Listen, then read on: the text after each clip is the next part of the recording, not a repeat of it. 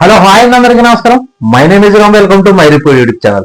ఈరోజు మీకు ఫ్యాన్స్ వల్ల వచ్చే ప్రాబ్లమ్స్ ఏంటి, దానివల్ల ఈ సెలబ్రిటీస్ ఎటువంటి మూల్యం చెల్లించుకుంటున్నారు, ఎలాంటి ఇబ్బందులు పడుతున్నారు, అలాగే రాజకీయ నాయకులు దీన్ని ఎటువైపు మార్చుకుంటున్నారు, ఇది ఒక యూట్యూబ్ కంటెంట్ గా చెప్పడం కన్నా యూట్యూబ్ లో చాలా మంది దీన్ని ఇంకే రకంగా వక్రీకరిస్తున్నారు అనే దాని మీద పూర్తి వివరణ ఇవ్వాలనుకుంటున్నానండి.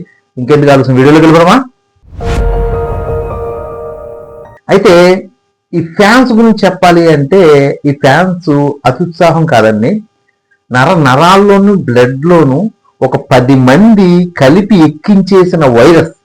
అంటే 10 మంది ఎవరనుకుంటున్నారా, వాడి చుట్టూ ఉండే ఆ జాతిపరమైన మతపరమైన లేకపోతే ఆ విధానానికి అనుసంధంగా ఉండడానికి ఎక్కించేస్తారు.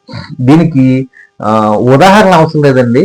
మీరు ఎక్కడైనా చూసుకుంటే ఎక్కువ సినిమా ఫ్యాన్స్ ఉంటారు. ఆ సినిమా హీరోల్ని అనుసరిస్తూ ఆ సినిమా హీరో అంటూ ఇష్టపడడం మొదలు పెడతారు. ఇక్కడ ఏంటంటే ఈ రోజుల్లో సినిమా హీరో కూడా ఏమి అతీతుడు కాదు. తన జీవితం తను బతకడానికి లేకుండా పోయింది ఇండియాలో అది ఫీల్ అవుతాడు. అందుకే పక్క దేశాలకు వెళ్ళి బతుకొస్తాడు అతను. అయితే ఇక్కడ ఈ విషయాలు నేను జోడించి ఏ విధంగా చెప్పాలని నేను అనుకుంటున్నానంటే, ఈరోజు ఒక వీడియో చూశానండి. తమిళనాడులో ఇళయదళపతి విజయ్ రాజకీయ పార్టీ పెట్టారు టీవీకి అనేసి ఆ పార్టీ గురించి ఆయన ప్రచారం చేసుకుంటున్న సమయంలో ఒకసారి ఈ వీడియో చూడండి. ఫస్ట్ ఆఫ్ ఆల్ మీకు తెలుస్తుంది.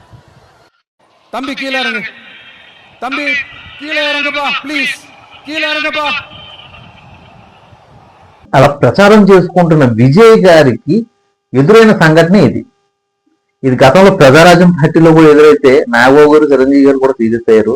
అలాగే జనసేనకి పవన్ కళ్యాణ్ గారు సీరియస్ అయ్యారు.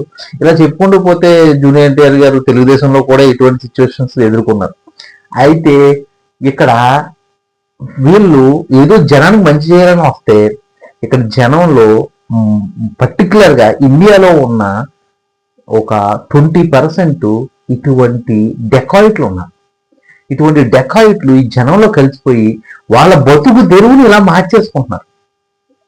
వీళ్ళకి ఫ్రీ ఎడ్యుకేషన్ ఉన్నా, ఫ్రీ హాస్టల్స్ ఉన్నా, ఫ్రీ చదువు ఉన్నా, ఇంకే ఉన్నా కానీ వాళ్ళు అది పాటించరు.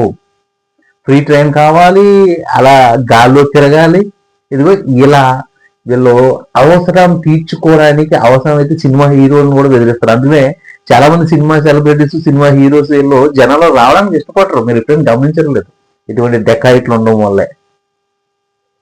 ఇప్పుడు అది అంత పైకి ఎక్కి వాడు షో చూపించుకోవడానికి ఏంటి అవకాశం?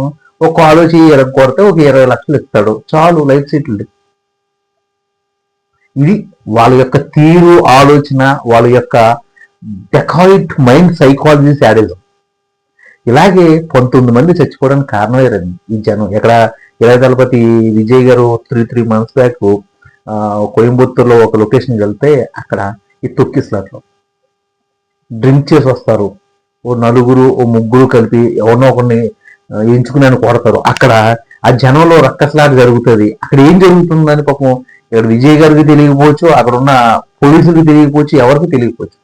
కానీ వీళ్ళు ఎందుకు కొట్టుకుంటున్నారు అన్నది అర్థం కాకపోవచ్చు అక్కడ ఉన్న జనాలకు కూడా. ఈ తాగుబోతు డెకాయిట్లు ఎవరైతే ఉన్నారో వాళ్ళందరూ కలిపి వాడిని కొట్టడం, అలా తొక్కిసలాడవడం, చనిపోవడం. ఇది ఏసీసీ కెమెరాలను బంధించబడదు, ఏసీసీ ఎవరు చెప్పినా సాక్ష్యం అవుతుంది. ఇలాంటివే మన ఇండియాలో చాలా వరకు జరుగుతాయి.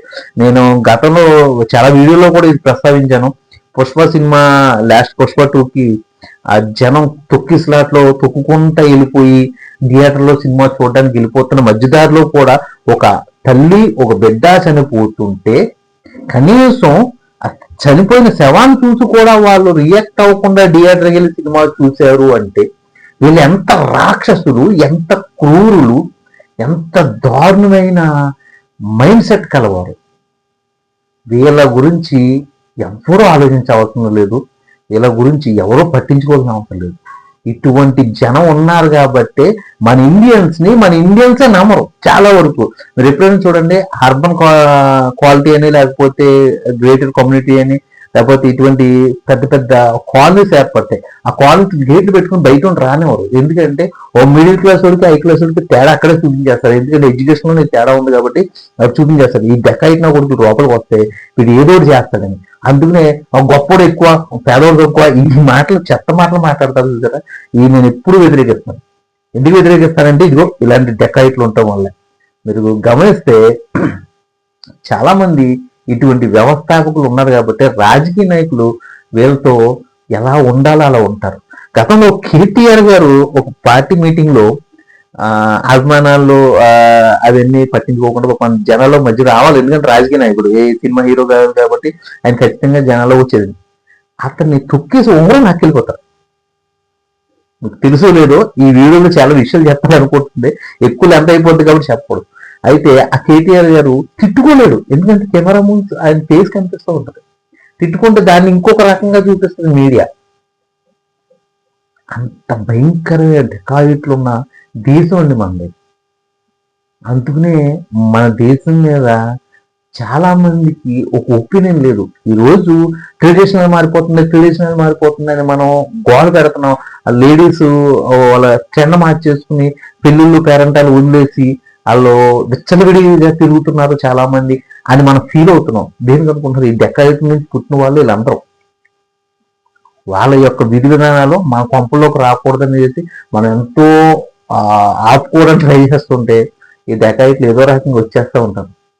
దయచేసి ఈ వీడియో చూసి ప్రేక్షకులకు వీళ్ళకి నేను చెప్పేది ఏంటంటే, మీ యొక్క పనితీరు, మీ యొక్క ట్రెడిషనల్స్, మీ యొక్క ఆలోచన రీతిని ఈ డెకాయిట్లు దగ్గర తీసుకోకుండా ఆలోచించండి, పరిగణనలో తీసుకోండి.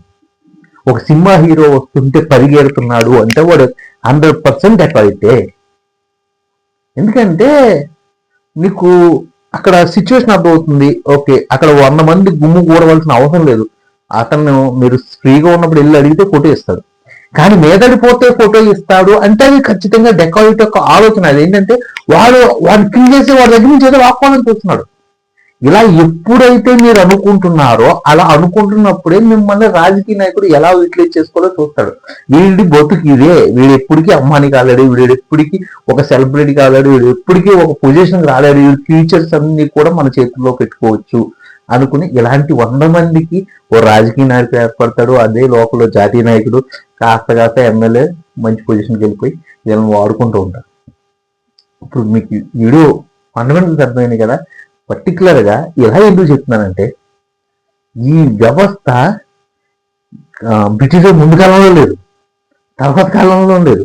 ఒక 30-40 ఏళ్ళ నుంచి ఈ డెకాయిట్లు పుట్టుకొచ్చి మన ఇండియాలోకి, మన ఇండియాని నాశనం చేస్తా, మన ఇండియాకి ఫ్యూచర్ భవిష్యత్తు లేకుండా చేస్తూ ఉన్న జెంజీస్ లో చాలా మంది డెకాయిట్లు ఉన్నారు. ఈ జెంజీస్ లో ఈ డెకాయిట్లని మనం అంత ముందిస్తేనే కానీ మన ఇండియా భవిష్యత్తు మారదు అని చెప్పడానికి ఖచ్చితంగా ఈ వీడియో చేస్తున్నానండి. మీకు అర్థమవుతుందని అనుకుంటున్నాను. దయచేసి ఫాలోవర్స్ లేకపోతే యూట్యూబ్ చూస్తున్న ప్రేక్షకులు వీళ్ళందరూ కూడా మీరు అర్థం చేసుకునండి. ఎప్పుడు ఈ డెకాయిట్ దగ్గరికి మీరు ఫ్రెండ్షిప్ చేయడానికి కానీ లేకపోతే ఓ రిలేషన్ పెట్టుకోవడానికి కానీ వెళ్ళకండి. ఓకేనా? ఇది నేను చెప్పాలనుకున్న వీడియో అండి. దయచేసి అర్థం చేసుకోండి.